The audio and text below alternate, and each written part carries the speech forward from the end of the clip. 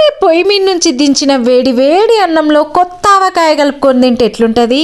Ever green ఉంటది కదా, అలాంటి ఇంకొక ఎవర్ గ్రీన్ కాంబినేషనే సారీ ప్లస్ స్నో అన్నమాట. నా ముక్కు సెన్సిటివ్ ముక్కు అండి, బయట వర్షం పడితే నా ముక్కుకు పర్షం పడుతుంది. అయినా సరే మంచు పడేసరికి మంచిగా ముస్తాబై ఓ 2 ఫోటోలు 4 వీడియోలు తీసుకుందామని బయటకు వచ్చిన. Life is all about memories కదండి. మళ్ళా డల్లాస్ లో ఈ రేంజ్ మంచి ఎన్నేళ్ళకు పడుతుందో ఏమో. నేను వచ్చిన సంది ఇదే ఫస్ట్ టైం పడ్డది. దీపం ఉన్నప్పుడే ఇల్లు చక్క పెట్టుకోవాలి, మంచు ఉన్నప్పుడే మంచిగా ఫోటోలు దిగాలి. స్నో లో మల్టిపుల్ కలర్స్ మంచిగా కనిపిస్తాయి కదా, అందుకే ఈ 2 కలర్ కాంబినేషన్ శారీ కట్టుకున్నా. స్నో లో బాగానే ఎంజాయ్ చేస్తున్నావు, మరి వీడియో చూసిన మాకేంటి అంటారా?